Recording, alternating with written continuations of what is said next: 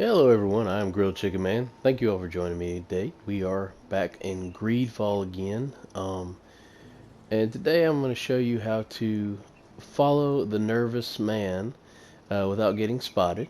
And I'm going to show you how to solve one of the puzzles in the game that you come across right after this. So we are in the mission Demonical Cult, which takes place near Theleme.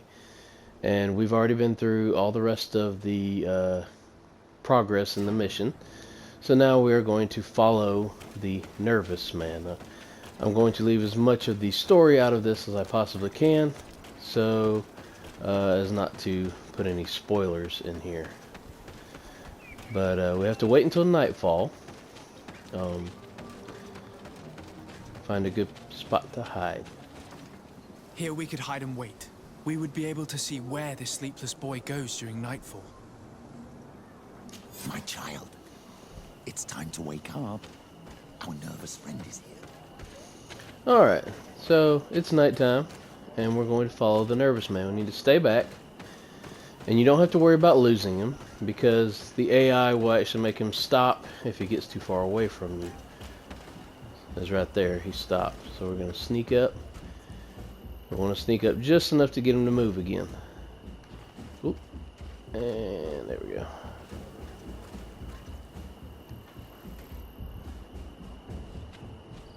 There he goes. So, we want to stay back, a good little ways back. Just let him go. Hop up here. Alright.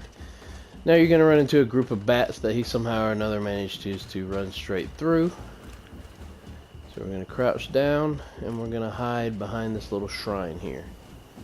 And that's going to make him move. So if we follow him directly, we're going to end up in combat with the bats and with him, but there's another way to do it more discreetly where you don't have to get in combat and you don't lose any reputation with the natives. So to do that, we're going to need at least one haze potion. So we're going to pop a haze potion, and we're going to sneak over to the left. There are some bats here. We're going to go right between them, kind of skirt the left side of this tree here.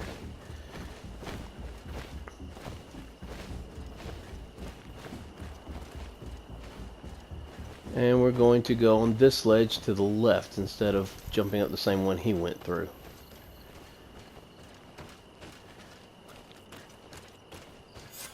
And that's going to progress the mission to follow the road.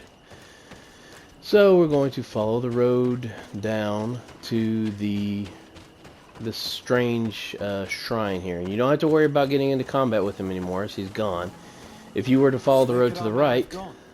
He must have gone through this door, made out of roots. Right, so if you would have followed the path to the right, you would have ended up in combat with him and lost some reputation with the natives. The path to the left allows you to avoid all of that. So we have a little cutscene, and you can see these different rock croppings here. Each one has a candle in it. So I'm going to let the cutscene play, and we'll go from there.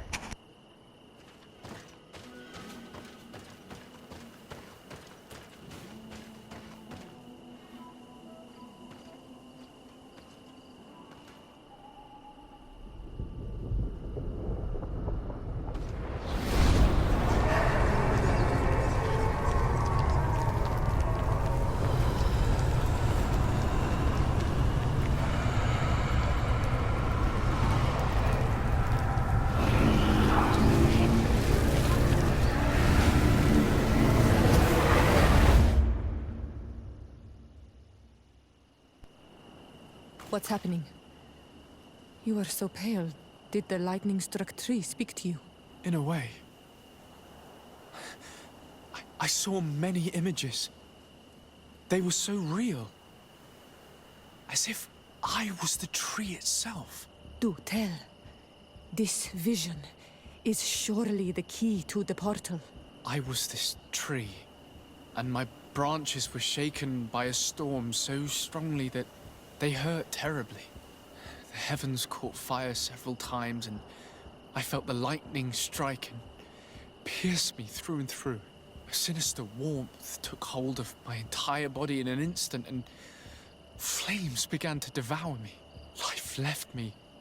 All was calm, and I had a taste of cinder in my mouth. In spite of this, I continued to feel.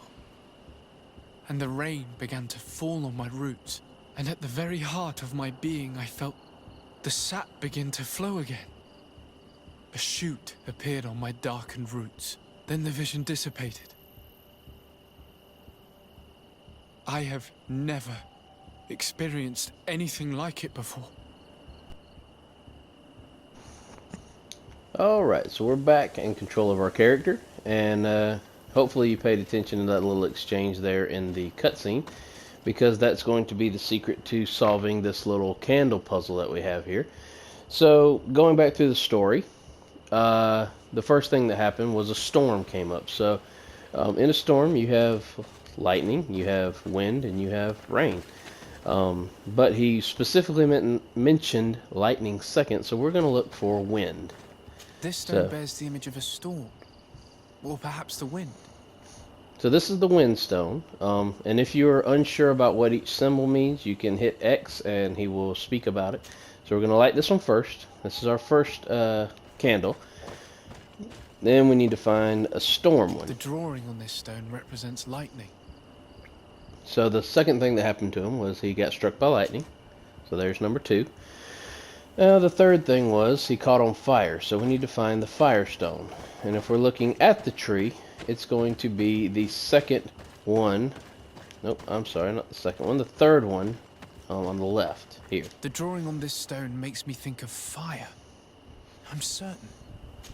So now we have fire. And then what happened after he caught fire? He died. Or the tree that he was died. So we need to find the death stone. And there's one dark black stone over here in the corner that just looks like it's dead. So this stone is blackened, eaten away. I think it's supposed to evoke death. So there's our death stone. And then a rain came. So we need to find water. So water facing the tree will be the very first one on your left, right here. This stone is adorned with the etching of a drop of water. And then after the water, he came back to life. So we need to find life, which would be the fourth one from the left, here. This drawing looks like an infant. Could it represent life? You did it right. By awakening these stones in the right order, the door opened. And there you have it. That is the stone candle puzzle. So I wanted to give you the solution, but also my reasoning for coming up with the solution that I discovered. And how to get out of having to fight the nervous man so you don't lose any reputation with the natives. So hopefully this helped you out a little bit. Thank you all for watching. And remember, ladies and gentlemen, keep laughing.